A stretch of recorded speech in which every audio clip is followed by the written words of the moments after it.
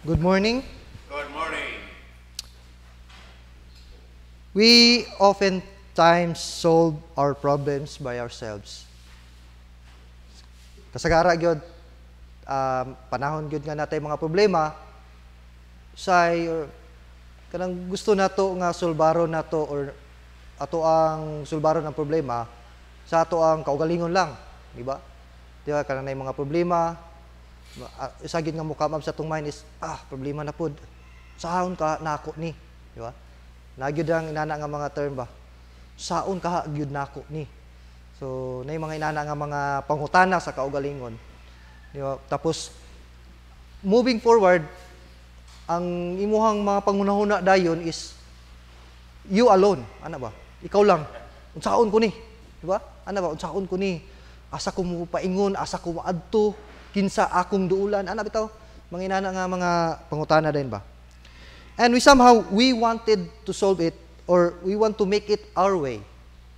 Gusto nato ato ang unsa atong gusto nga buhaton mo gid ang muy matuman, no?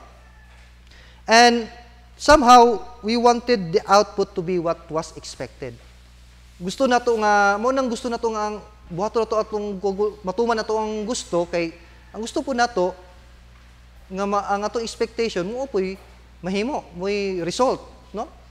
Ang unsay kalalabasan dapat unsa to atong gi-expect, no? Just like kanang muna bitaw kasagara bitaw kanang bitawng nay magbingkil-bingkil sa mga silingan tapos dili madala sa istorya magsininggita na dalas kapitan dito sa barangay hall. Pag-abot sa barangay hall magsininggita lang gyapon kay ngano dili man sila kadawat kung unsa ang kuan kanang unsay gusto nila ang ilang expectation may matuman, no? Gusto sila ilang gusto may matuman mo na nga mo nang magsininggita sila dili ko na di ba?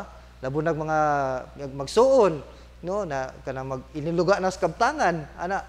So nay mga times nga mangisog na ta no? Mangisog na ta kay gusto nato nga ang katong akong gusto mo yung matuman, no? Especially in times of situations that are uncontrollable. Kanang mga dili bitaw makontrol bitaw kanang bitong basta na times nga dili nato makontrol, no? Then we forgot to even think of calling His name. Pag una-una pa lang daan nga mo sampit siya ngalan makalimot na ta. We forgot to pray. Mao na siya isa gyud sa kuan, isa gyud sa ato ang agkalimtan gyud. Pag natay mga problema sa atong kinabuhi, natay mga sitwasyon sa atong kinabuhi, sirkumstansya, labo na sirkumstansya kanang bunga bitaw sa tuang kaugalingon ra gyapong mga desisyon, makalimot gyud ta sa pagampo. Nagi panahon gyud nga makalimot gyud ta sa pagampo, no? We forgot to come closer to the one who is powerful to solve any problems, no? Ilabi na doon sa kauluhan, no, sa Manila. Kasagara dito murag trending karon nga pag nay problema ang isa gyud nga duulan nila tulfo. Mao gyud na ilang duulan gyud tulfo, ipatulfo ta ka, no? So mao gyud na ilahang kan nakalimot ta nga napaday mas labaw nato. Nakalimot ta nga nay mas labaw nato nga makasulbad og bisag unsa nga klase nga problema. Amen. No? I quote Albert Einstein, no? Usa ka message ni Albert Einstein. Albert Einstein, who is known to be pinakataas og IQ nato. He said that we cannot solve our problems with the same thinking we use when we created them. So, Albert Einstein na nagisulti ha, pinakataas og IQ, pinakataas og smart ba? So, pinaka-smart nato tanan. Siya mismo nakaingon nga we cannot solve our problems with the same thinking we used when we created them. Meaning, we cannot solve any problems at the point of its creation. Kung di sa ka dapit na namugda ang problema, unsa imuhang panghunahuna na, dili nimo na masulbad sa maurag yapong panghunahuna. Di ba? Kung naka sa kahiubos, no? Naka sa kahiubos, dili nimo masulbad ang problema sulod sa kahiubos. So, kinahanglan mo step up ka. No? The gospel today teaches us to come closer to the Almighty God who can solve our problems and protect us in every way. Amen. kung ang imong problema na create diha sa imong tawhanon nga kinaiya, nagkinahanglan kag mas labaw pa ana para makasulbad ana nga problema. Ana lang nga kuan, ana lang nga logic. Butang na to logic, no? So ana lang kanang tungod kay tinawhanon man, for example kanang sa mga crops, agriculture. So may mga problema nga na-create na through nature. Butang na to, nature or kanang mga peste, di ba? Masolve nimo ng problema na above ana nga sana nga dime kibali. So munang mugamit ta og mga sana mga pesticides, mga chemicals ana. So you are solving the problem above sa iyahang kung asa siya na-create. Kay kung magulat lang ka sa nature, abtan pa nagpila ka abtan pa na siya og pila ka bulan, ayaw pa na mawala ang peste. Pero kung gusto ka nga masulban nimo sa diretso, mo nang kinahanglan ka mo step up sa maong dime kung asa siya na-create ang problem. So karon kung na-create imong problem sa imong tinawhanon nga kinaiya, nagkinahanglan kag mas labaw pa para makasulbad sa imong problema, no? Ug mauna ang atoang Ginoo. The gospel also reminds us to entrust in Him our situation and circumstances in life. Especially karon nga panahon na pandemic, no? So ang ato ang problema karon is unsaon nato pag kinabuhi, unsaon nato pag move forward. Walay kisiguraduan unsa ang mahitabo after 15 days from now or after karong pitsa 15. Unsa na poy kuan, unsa na poy protocols na pod nga ipatuman. Way kasiguraduan, no? Ang atong gikinahanglan, musalig lang niya. Amen. Mura man na siya. Wala dili na kinahanglan nga ganang sani kanang atong isulbaron siya pinaagi ra gyapon sa tawhanon natong kinaya. Dili nato ni kaya pandemic, dili nato kaya Dili kaya sa bisan pag pinakataas og IQ, no? Pinakataas og pinaka-bright nga tao. Dili kaya sa pagsulbad ani nga pandemic.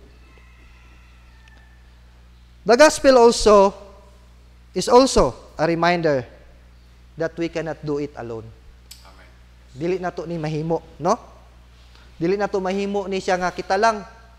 Or bisan pag pila ta ka grupo nga magtinabanga, ipang mix nato ang ato ang mga ato ang pagka smart nato, pagka genius nato, dili ni masulbad. Isa ra gyud ang makasulbad ani. Mura na siya. Ang pagsalig sa Ginoo. Wala. Isalig nato sa iya ang unsa ning atong kahimtang karon. Kaning pandemya nga atong gitubang karon. Di ba? If you remember last year, the government promised us 6 months. Or, di ba? Pila ra ka months i-quarantine or lockdown ta for pila ka months. Promised us nga mabalik ra sa normal pero pila na ta ka kuan karon? Tuig na kapin. Nagpagawas na po sila og testamento nga 2023 pa masulbad ni. So after 2023 unsa naman pod? So kinahanglan ta og someone who is above us. Amen. Nagkinahanglan ta og someone nga mas powerful pa kanato to solve any problem. Dili nato ni kaya. We must admit it to ourselves nga dili nato kaya pagsulbad ning pandemya. Kinahanglan tag mas labaw pa niini. Even in our being unworthy, God still present and willing to help. Bisan pag sa tuang pagka-unworthy or sa tong gospel karon nakita nato diha na mabasa nato ang usa ka babay nga nagantos na sa pagsigig dugo-dugo sulod sa napulog duha ka tuig, no? So kung imo siya pamalandungan, basin ba siguro no sulod sa 12 ka tuig, grabe niyang inda sa iyang gibati ba. Grabe nga pagbati kato, no? Gabing daladala niya ato nga pagbati sulod sa 12 ka tuig. Nya sige siya salig siyang kaugalingon kusog. Sige siya salig siyang kaugalingong hunahuna yang pagka-genius niya unsa ka nakato yang ipangdikdik ato unsa nakagipang tumar niya ato siguro, no? Pasadihang nakita niya o nadunggan niya ang mga pagtulunan ni Ginoong Jesucristo dito siya nakaamgo ba. Uy, sayop day ko for 12 years. Dili day mao ang ako ang kuan. Dili day mao ako mga pamaagi di ay. So mo lang na, I think and I believe mo na yang napamalandungan, no. That's why eager kay siya nga mo hikap bisan lamang sid-sid sa biste ni Ginoong Kristo. Luya na kay intuit 12 ka tuig nagdugo-dugo. Kita ako magay madugo lang ko kan isa lang makuan masamdan lang kog blade, luya na mangani ko. Pila ra ka seconds, luya na gani ko, maluyahan ko, luspad na ka Siya pa kay nun 12 ka tuig sige dugo-dugo. No, di na to madalag kamunggay. Oh, nagdugo ay na gid to. Sulod sa 12 ka luya na gid kay to siya. Pero bisan pa siyang being unworthy, naningkamot siya. Naningkamot siya kang buduol siya sa tuang Ginoong Kristo. Mahikap lang niya ang sid-sid sa biste sa Ginoong Kristo. Inana siya pagka mapayubsanon. Kaya nakita niya dili siya pareha pangulo sa mga Hudiyo nga adunay katungod nga moduol kang Ginoong Kristo ug mohangyo nga tuon ang iyahang bata nga bag-o lang namatay. Dili siya inana ang iyahang ranggo niya dili niya matupngan to nga ranggo. Sumuong nagpaubos siya. Nakita pa magay niya nga ang katumagay pangulo sa mga Hudiyo mingluhod pa magani sa tong Ginoong Kristo. Siya pa kahinuon. Nakaamgo siya ba? Kuha na lang ko, balag bisti na lang yung taon. Balag bisti lang sa sid-sid sa bisti sa tong Ginoong Kristo. So, ngayon isoon, karong panahon na, sa panahon na ng pandemya, inana pa doon ta ka-eager. No? Bisan pag sa tuang pagkamasupilon, bisan pag sa magsalig lang pila katuigan nga nagsalig ta sa atong kaugalingon, muduol ta kaniya. Maninguha ta nga, bisan sid-sid sa bisti siyahang sa gisuot ng Ginoong Kristo. No? Saka na lang.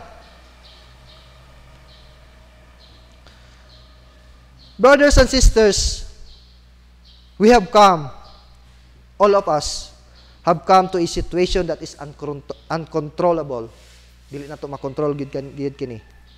We, the clergies of the Cathedral of Christ the Redeemer, together with all the clergies under the International Communion of Charismatic Episcopal Church, encourages everyone to entrust in Him by listening to His Word every day. So muna itong gikinahanglan karon. Kami dire, ginkalis na mo ang tanan, labi na sa nagtanaw nining live stream, ginkalis na mo tanan sa pagpaminaw sa iyahang pulong matag adlaw. Dili lang kay every Sunday, but every day. No? Kay maluya man gyud ta. No? Lali man ka magdugo-dugo ka 12 ka tuig. Maluya gyud ka. But kung naa kay pulong sa atong Ginoo sa matag adlaw, naa kay dalang panan sa matag adlaw, tanan nimong problema naay kasulbaran. Ang Ginoo mosulbad ana. No? Atong kinahanglan i-give up lang nato atong kaugalingon, atong tawhanon nga mga paninguha. Atong isalig gayud kayud kanina. Kay kaniya, ilabi na gyud kani atong sitwasyon karon, no? We need Him more than anything else. Good morning and thank you. Please stand.